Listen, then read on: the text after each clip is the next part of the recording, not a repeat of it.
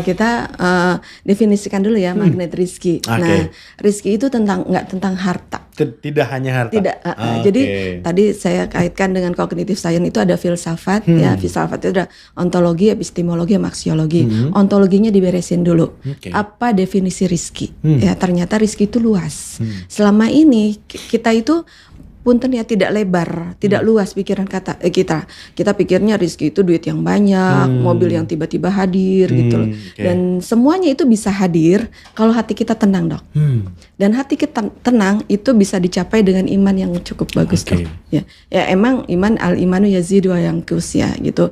Iman itu naik turun dan kalau di magnet rezeki itu bisa terukur. Kenapa iman itu naik? Karena garis kebenaran kita turun. Iman itu naik karena garis kebenaran kita boleh turun. Dijelaskan sedikit nggak nih? Naik turunnya seperti katrol ya gitu ya? Iya, seperti speedometer tepatnya. Iya, Pak Nas sudah bikin namanya spiritual meter, Masya Allah ya. Sehingga mudah untuk mengukur. Jadi jarumnya itu ke kanan atau ke kiri. Kalau ke kiri itu adalah nafsu, kalau ke kanan itu adalah takwa. Dan kita berusaha jarumnya itu ke kanan terus gitu dong. Gitu. Supaya imannya bagus terus gitu. Pastinya tidak mudah ya. Karena ini memang persoalannya dari Allah, Dok. Dari gitu. Allah. Ya semua dari Allah atas izin Allah pasti. Atas izin Allah dan kita perlu selesai dulu gitu. Gitu, ya. Jadi rezeki itu luas, kita sudah selesaikan tuh pemahaman kita apa itu rezeki, tidak hanya uang, tidak hanya barang dan sebagainya. Lalu apa yang didapat? Tadi yang terutama adalah hati yang tenang. Hati yang tenang. Sehingga yang saya bilang tadi ya bahwa manusia postmodern itu banyak yang terluka, Dok. Oh gitu ya? Bukan luka fisik aja ya? Bukan, luka batin, Dok. Luka batin. Ya, dan punten ya, kesalahan mereka itu melihat luka batin tuh merasa karena orang tuanya yang salah mendidik, karena pasangan saya yang seperti ini. Sebetulnya tidak gitu. Nanti kita di akhirat tidak akan ditanya mengenai amal soleh orang, kesalahan orang. Masing-masing tahu. Masing-masing, ya kan gitu. Dan fenomena akhirat itu sebetulnya sudah terbaca di dunia, Dok. Gitu. Jadi daripada kita nyalahin orang, ya kan? Ya udah kita memperbaiki diri kita sendiri dengan terus mencoba membuka perisai rezeki, ya. Jadi perisai rezeki itu ibaratnya sebetulnya di Al-Qur'an itu Allah sudah bilang harta, Dok. Allah itu ngomong harta. Jadi kita ini Allah ngomong harta, Allah ngomong kekuasaan, Allah juga ngomong warisan gitu loh. Dan untuk mencapai itu Allah nggak nyuruh kita kerja, Dok. Allah enggak. Kerjalah kamu gitu. Enggak. Tuntutlah ilmu sampai negeri Cina itu ada di hadis ya gitu. Iya, ya. di hadis. Tapi kerja nggak ada ya? Nggak ada. Kerja dari pagi sampai siang. Nggak atau ada. kalau bisa lembur nggak ada ya? Nggak ada, Dok. Nggak ada, Dok. Oh gitu ya. Luar biasa itu ya. Luar biasa, Dok. Itu ya. Dan untuk mencapai punya harta yang banyak ya kan, wa yumdidkum bi amwali wa banina, ya Allah memberikan harta, anak-anak yang banyak, terus properti, Dok. Properti itu diibaratkan jannah itu surga ya, pohon-pohon sekaligus sungai yang mengalir di dalamnya ya. Saya sebagai seorang ekonom saya memandangnya wah ini aktif income, passive income, Dok. Ya Allah berbicara harta, kemudian punya cabang bisnis yang banyak, punya active income, passive income. Gimana caranya? Faqul tastaghfiru rabbakum innahu kana ghafara. Suruh beristighfar, Dok. Istighfar itu. Iya, itu ada di Quran surat Nuh. Itu. Kemudian ada juga di Quran surat An-Nur ya, ayat 50 itu bahwa Allah sudah memberikan warisan bumi dan seisinya untuk orang-orang soleh. Warisan loh, Dok, banyak banget. Ya, jadi kalau jadi Allah tuh mendidik kita itu menjadi kaya, bukan menjadi miskin. Dan sebetulnya cukup dunia ini ya. Cukup untuk manusia, seluruh manusia. Cukup. Sampai akhir zaman. Cukup. Cukup. Kemudian ada di Al-Anbiya ayat 105 ya. Allah bilang bahwa Allah akan memberikan kamu kekuasaan dan kejayaan. Kekuasaan dan kejayaan seperti orang-orang sebelum kamu. Siapa orang-orang sebelum kamu? Itu adalah para sahabat. Dan para sahabat itu punya properti yang banyak. Umar, Utsman, Abdurrahman bin Auf, itu orang-orang kaya, Dok. Orang-orang yang total. Banyak banget. Itu dinarnya banyak banget, propertinya banyak banget. Jadi kita tuh tidak template-nya itu sebenarnya kita kaya. Bukan miskin. Template-nya kaya. Ya? Template-nya kaya. Kaya sejahtera. Dan kalau kita menyadari itu jangan pun harta atau benda gitu ya. Tadi ketenangan itu sebuah keajaiban yang luar biasa Ya, tadi ya. betul. Karena tidak semua orang mendapatkan itu. Betul. Bahkan orang yang hartanya banyak juga mungkin tidak tenang gitu Betul, ya. Dok, betul. Mbak Ria udah ketemu banyak orang kaya mungkin pada saat audit. Tapi mungkin tidak tenang ketika Mbak Ria datang. Bisa jadi gitu. Mungkin ada gitu ya. Seperti itu. Senyum-senyum lah kalau di depan saya masih Siap. Mbak Ria, selain ketenangan tadi, ada hal yang mungkin lebih material bisa dilihat teman-teman kelihatan, oh ini ternyata gimana gitu. Tadi lanjut mengenai itu ya, magnet rezeki. Nah, kenapa kita belum bisa menjadi magnet? Karena ada perisai rezeki tadi, Dok. Perisai tadi ya? Perisai itu sebetulnya dosa tipis-tipis, Dok. Itu dosa tipis-tipis. Jadi sebetulnya rezeki itu kita tuh sudah jadi magnet gitu loh. Jadi bisa mendekat ke kita. Cuma kita sendiri yang menghalangi dengan perisai rezeki tersebut. Nah, mengenai keajaiban tadi ya, Dok ya. Nah, keajaiban saya selain alhamdulillah saya seorang single parent ya saya fokus mempelajari magnet rezeki karena saya cinta dengan ilmunya. Sampai saya juga sama Allah disuruh masuk S2. S2-nya agama Islam. Agama justru ya. Justru agama Islam. Karena saya memang cinta banget dengan agama Islam ini gitu. Kemudian ya saya ikutin aja sampai tesis saya itu mengenai magnet rezeki dan cognitive science. Oh gitu. Judulnya evaluasi dan inovasi akhlak, Dok. Oh gitu. Itu luar biasa itu. Oke. Semoga selesai ya? Belum. Oh belum ya.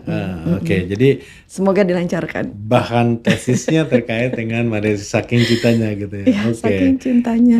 Kalau putra putri ada yang mengikuti juga? Putri saya 3. Putri semua Putri ya? semua. Alhamdulillah. Ya karena mereka sibuk ya kuliah. Jadi saya mengaplikasikan dalam kehidupan sehari-hari gitu. Sekarang kalau dulu saya menjalankan bisnis, saya akan mencari omset saya 10 juta, ya kan, penghasilan saya 100 juta, saya kejar itu loh. Tapi sekarang tujuan saya adalah apakah bisnis saya bisa menambah anak saya menjadi soleha.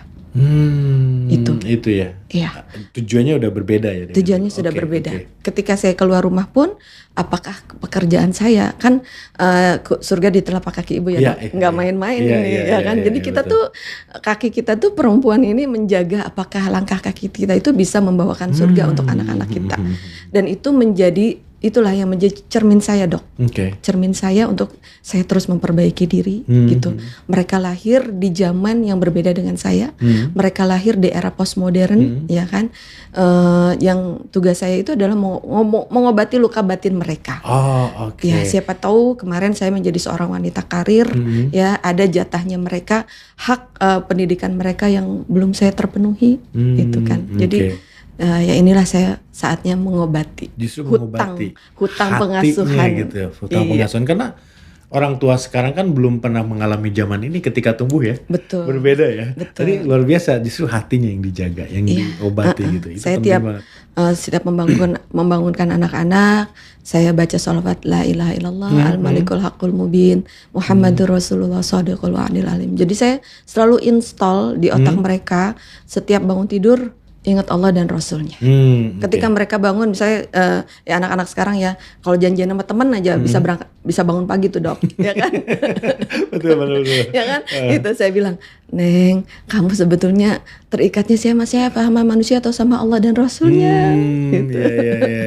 Ya, kita tidak tahu ya, Dok, sejauh mana mereka bisa menangkap ya kan pesan dari saya. Tapi ya insya Allah semoga sih berbekas, Dok.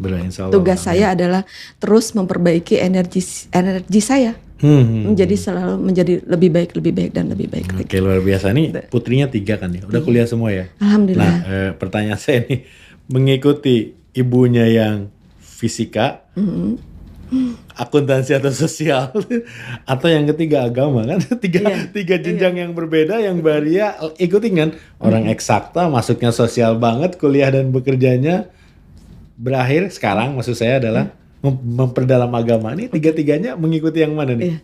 Masya Allah ya, Dok, tabarakallah, saya belajar ilmu MR ini luar biasa, jadinya kemana-mana, Dok. Saya berbicara tentang roh, ya kan, tentang energi, ya kan, manusia itu adalah energi. Pak Anas bilang bahwa manusia itu adalah energi, ya, dan energi yang terbaik itu adalah Nur Muhammad, ya. Di dalam ilmu fisika kuantum, ya, cahaya itu sudah tidak berbicara mengenai gelombang, Dok, tapi berbicara mengenai partikel. Partikel itu berarti ada bendanya, ada zatnya gitu ya. Dan jadi energi itu mengenai partikel. Nah, ibaratnya di dalam kembali ke dalam ruh ya, sebetulnya saya dengan anak-anak saya itu seumur ruhnya. Seumur. Ya. Cuma ketika mereka lahir ke dunia dititipin sama Allah melalui rahim saya. Dititipin sama Allah untuk mendidik mereka gitu. Jadi anak-anak saya bukan milik saya. Saya hanya ditugasi, dititipin untuk mendidik mereka menjadi lebih baik. Gitu. Jadi termasuk cita-cita mereka ya. Saya paham mereka hidup di zamannya ya, alhamdulillah sekarang sih ya mereka memilih ekonomi, Dok. Ekonomi ya. Tiga-tiganya ekonomi. Nah, tugas saya berarti tadi menyeimbangkan dengan agama dan kognitif science tadi. Tidak harus memaksakan apa yang ibunya yakini di akhir sekarang gitu ya. Tidak. Tapi justru mengimbanginya dengan itu gitu ya. Kalau dulu mungkin saya sebelum mengenal MR ya kan bisa jadi ya. Sekarang udah berbeda. Sekarang udah berbeda. Iya, kan gitu. Rezeki ada di kemuliaan dan kebahagiaan orang lain, Dok. Dan kemuliaan kebahagiaan orang lain itu yang utama adalah triangle miracle. Triangle miracle itu adalah orang tua kita, kakak adik kita, pasangan kita dan anak-anak kita. Jadi tugas saya adalah untuk memuliakan mereka. Dimuliakan dulu triangle miracle-nya. Sebelum ke yang lain maksudnya? Sebelum ke yang lain. Oke. Nanti ada kaitannya dengan aritmatika spiritual matter. Oke. Nah, kalau kita bicara mengenai memuliakan orang lain, kan pasti saya yakin nih Mbak Ria juga sudah berusaha atau secara terus-menerus mengupayakan untuk memuliakan triangle miracle-nya tadi ya. Nah, ada komunitasnya nggak? Komunitas saya bikin namanya Amazing Quantum. Amazing Quantum. Nah, itu peserta-peserta training atau apa? Iya, peserta training, teman-teman bisnis, gitu. Teman-teman SMA, teman-teman main. Ayo kalau mau lebih baik masuk ke WA group. Gitu. Alhamdulillah, saya foundernya gitu. Dan sendiri, qadarullah sendiri, belum punya tim gitu kan. Ada lebih dari 500. Ada lebih dari 500. Dan mereka pasti gabung itu dengan berbagai latar belakang motivasi yang berbeda-beda ya. Iya. Sebagian besar ada persoalan-persoalan apa sih mereka? Apakah mengerucut ke yang tadi Mbak Ria fokus konsultingnya, keluarga, kesehatan dan keuangan atau gimana? Iya. Itu sebenarnya kita itu seperti berjalan ya, Dok ya gitu. Ilmu-ilmu yang Allah berikan juga, makanya saya bilang kalau kita belum selesai itu Allah ngasih persoalan terus gitu loh. Ya.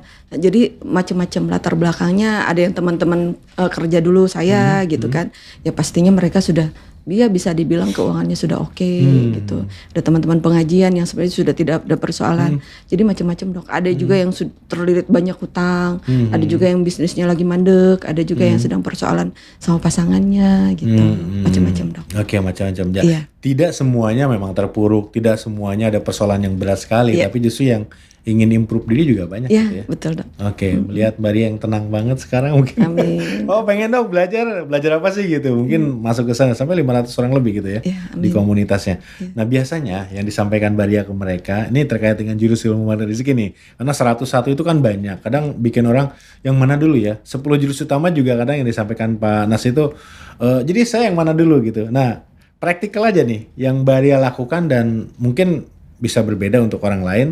Tapi yang Mbak Ria lakukan dan rasakan sendiri biasanya tadi jurus apa aja sih? Dan boleh sedikit praktikal nggak menjelaskannya? Bagaimana caranya supaya teman-teman yang nonton bisa langsung mengimplementasikan di rumahnya masing-masing? Siap. Gimana, Mbak? Makasih, Dok. Hal yang paling khas di Magnet Rizki itu adalah dunia kuantum dan spiritual matter. Itu kita sangat diuntungkan ya untuk yang sudah belajar Magnet Rizki. Jadi kita tidak terlalu banyak teori, psikologi segala, udah lihat aja garis kebenaran kita ke kanan atau ke kiri gitu. Jadi saya fokus yang perlu diperbaiki adalah dunia kuantum. Saya juga membuat grup lain ya, Amazing Muslimah, itu isinya tentang baca Quran. Alhamdulillah sekarang udah masuk periode ke-22 hatam Quran, Dok. Gitu.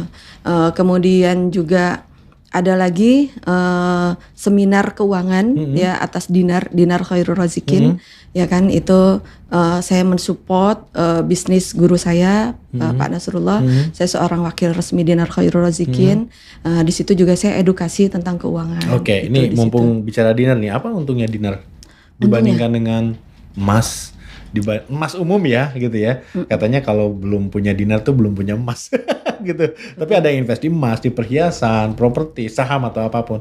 Keuntungan dinar itu apa sih?